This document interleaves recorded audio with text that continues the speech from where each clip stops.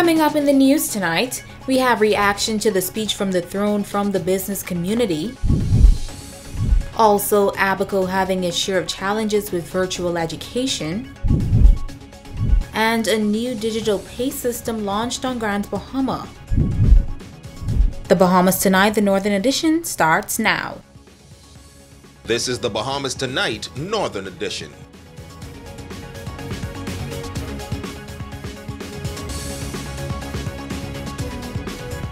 This is the Bahamas Tonight, the Northern Edition. Good evening all. I'm Jamila Mizik. Thank you so much for tuning in.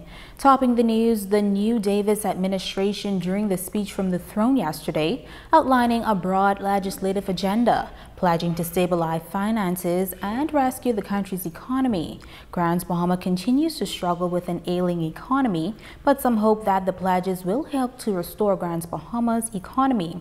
Tonight we talk with the president of the Chamber of Commerce, who shares the views of the business community. President of the Grand Bahama Chamber of Commerce, Greg Larota, says he believes the Davis administration has good intentions and what was presented was absolutely necessary. And as it relates to Grand Bahama, he says mention was made of several current issues that he believes continue to have an impact on the economy. Namely, the airport, the hospital, some sort of relief for the business community in general, micro, small businesses on Grand Bahama to continue moving forward. So that was good to see.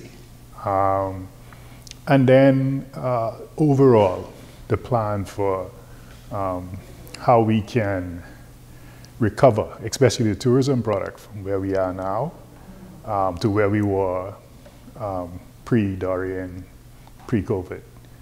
So it was good to see that. However, he says the challenge is that for some time now, the business community has been receiving similar news. Therefore, many are taking the wait-and-see approach. While it's good to hear, let's see what happens and when. Because remember in the speech, even though they spoke to all of the, or most of the concerns, that speech didn't contain timelines. So while we know that the airport is going to be addressed, we're not sure exactly when, whether it be year 1, year 2, year 3. Same with the hospital. Larota notes that Grand Bahama's economic recovery is dependent on major projects like the hospital and the airport, and he believes these projects should receive some level of priority. The reality of it is, financially, the government isn't in as good a position as they would like to be, saying that our #1 industry is just trying to bounce back now. And so when you talk about a number of projects that you want to do, even though we speak to public-private initiatives, still the government have to come up with some money to fund these. And so to the extent the money can be raised, then I think we can see some of those projects come into realization. He adds that the government should focus on attracting new business to the country, especially Grand Bahama Island. Because we need that injection of, especially foreign business, need that injection of money into the economy. We need more people getting back to work so that they can move from welfare to actually being a part of the revenue base for the government.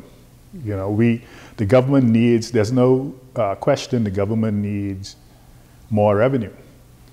But I think we need to seek to do that by increasing the tax base and not the tax burden. Larota notes that the Chamber is willing to work with the government by lending any assistance necessary as it relates to strengthening the business community on the island.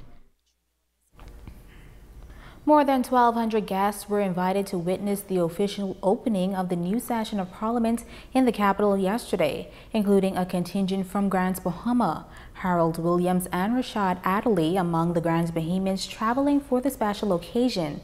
They say they are satisfied that Grand Bahama was given some much-needed attention in the speech from the throne. We need to hear about rebuilding our infrastructure. starting with the Grand Bahama International Airport. We need to have facilities like this in order to increase airlift, and that'll help the economy. You talk about a fixed term for elections, and that's going to give people a little bit more confidence in how government is run. It actually shows that Grand Bahama is the topic of discussion. If we can utilize everything that's just said, Grand Bahama will have a good projection. They talk about the marijuana, which I am a president of the Northern Bahamas. Hearing that was more touching than from the previous government, because now I feel like it's actually going to pass.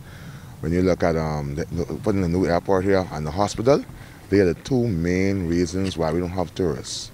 If we get a nice airport and we have a good hospital, our medical situation is good, tourists will come here. Because to look at your country as a third world country, not having a hospital, that is like a damper.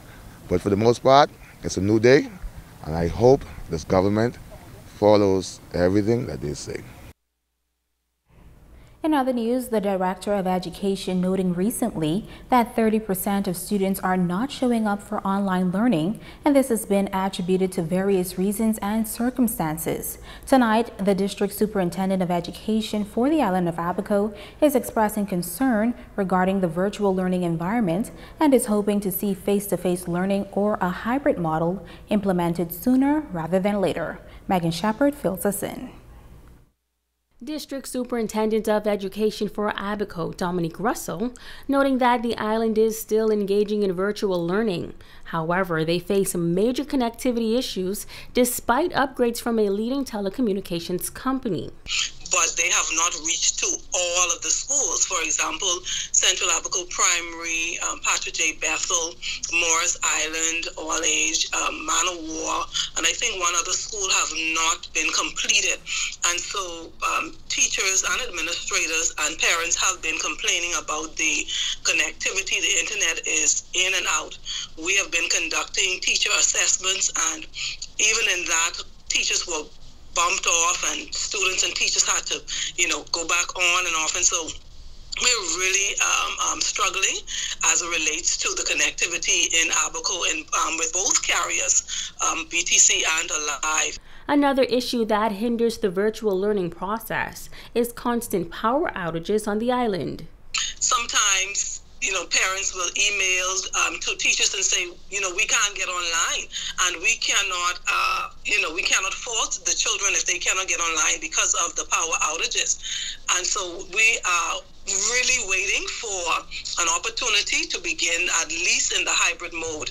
The students want it, their parents want it, the teachers want it, and the administrators want it. Russell adds that some parents are also facing challenges as it relates to keeping data packages on the tablets and devices used. Last year we were able to, Rotary helped us along with Alive to provide, the data plans for our children who were struggling.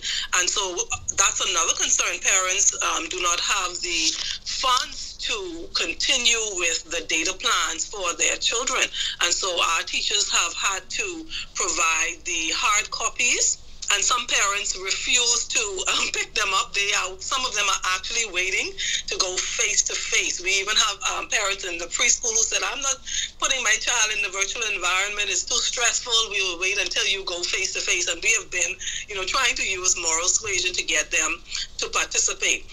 The Director of Education has noted that some 30% of students are not showing up for online learning nationwide.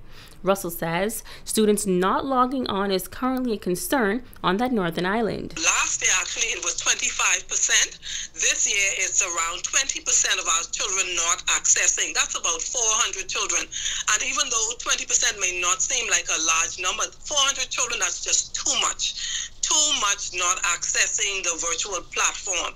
And so that's one of the reasons why we would love to be able to offer some form of hybrid mode, and not just for the academic aspect of it, for the socialization of our children too. Parents have been complaining that children's psychosocial needs are, are great because of this environment. I've had even teachers who have complained about having headaches, being online all day. And so what we would have said to them from a ministry's perspective is to have asynchronous and synchronous instruction. And so that means that sometimes your classes are live, but there's you have to make sure that there are opportunities for children to experience alternate opportunities, and that means away from the screen.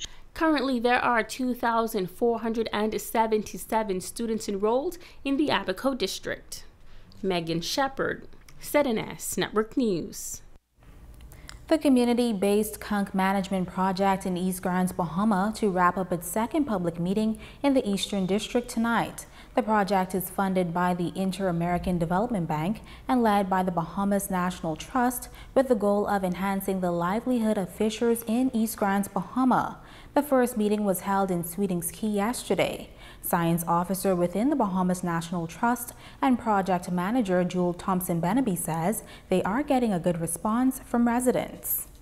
Is it just going to be more regulation on CONCH? That was one of the biggest concerns. Is there just going to be more regulation? But what we're trying to do is come from a place of empowerment, because if a fisher fishes a conch and they get a certain amount of money for it for just the meat, what we're trying to do is form an association with those fishers so that they're able to get more money from each conch through not just the value-added products that can come from conch, or whether there's a conch farm, but also when you work together like that in an association, you're actually able to get a better price for your product. Now, another meeting is set for tonight at St. Michael's Church in High Rock, and it is hoped that after these meetings, an association can be formed to explore and set up a conch farm in the East. There are more opportunities for increased revenue and livelihood through conch fishing, and that can be alternatives like conch farming, where we're making sure that, you know, there's a successful breeding ground for conch, as well as that can serve as a means of other opportunities such as ecotourism ventures. There's conch pearl farming that can happen. There's, you know, so many opportunities that can happen that are just may not be fully considered or being explored at the minute. In other news, Island Pay launching its digital wallet here on Grants, Bahamas. The company, based in New Providence, now has 2 locations in Freeport. Principals of Island Pay were the recent guest on the ZNS show Direct Talk with David Wallace. Jay Philippe fills us in. We live in an age where digitization and mobile innovation are the main engines in the banking industry. Businessman Jeff Beckles serves as managing director of Island Pay Group, says digital wallets, which are electronically stored credit cards and debit cards on mobile devices, are now the way of the future. Now, Beckles and his partners at Island Pay Group has been leading the charge on the impact of digitalization in the Bahamas. Here on Grand Bahama, they have launched 2 full-service devices, one at Save More Pharmacy and the other at Petro Express. They can access cash at our kiosks. They can deposit cash onto their digital wallets at the kiosks. They can access prepaid MasterCards at the kiosks. I know a lot of people are now not wanting to carry cash around anymore. They can go to the kiosk, upload their cash, get their card, and they can use that card anywhere of the 34 million places around the world that MasterCard is accepted. Beckles adds that digital wallets has revolutionized how business is done in the Bahamas. The Bahamas government is digitizing all of its platforms in a very rapid way. What we've seen in the COVID environment is exacerbated that acceleration. But why Island Pay? Island Pay represents more than 24,000 active wallets in the Bahamas. Island Pay is the only digital wallet that has actual cash in it, compared to our competitors, where they trade tokens another way. We have to go and redeem your money somewhere else. You can actually go to the kiosk, and if you want it. The other thing is our wallets come standard with a $100 account in it. Lead technician at Island Pay Group's Casper Williams explains how digital wallets work. Unlike the traditional banking system where you have to have a debit card or run to a bank, your cell phone becomes now your debit card. Once you were to sign up for the wallet, get your account approved, you would simply walk up to one of our kiosks, and within no more than 5 minutes, with your cell phone through the app, you'll be able to take funds off. Beckles also added that the company has plans on increasing its presence on Grand Bahama. In fact, he shares that they are working towards bringing new devices to Grand Bahama. End of October, 8 Mile Rock will be in 8 Mile Rock, and we will be in West End, and we're looking forward to those installations. I'm Jay Philippe, ZNS Network News. 2 males are in police custody on the charges of possession of dangerous drugs.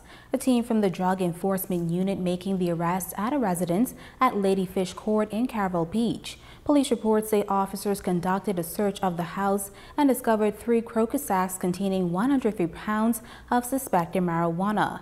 The estimated street value of the drugs said to be just over $100,000. Meantime, 4 additional COVID-19 deaths topping the latest COVID-19 dashboard. All are females and all are from Grand Bahama. The deaths occurred between September 22nd and October 3rd. They range from 42 to 88 years of age. The total death toll is 586, with 62 deaths under investigation. There are 60 newly confirmed cases. 48 are in New Providence, 3 from Grand Bahama, 6 in Eleuthera, 1 each in Exuma, Andros, and in Mayaguana. Hospitalizations are at 162. 26 hospitalized cases in Grand Bahama, including 1 in ICU. The total number of cases now at 21,518. There are 1,145 active cases. 19,605 have recovered. You're watching the Northern Edition. Stay with us.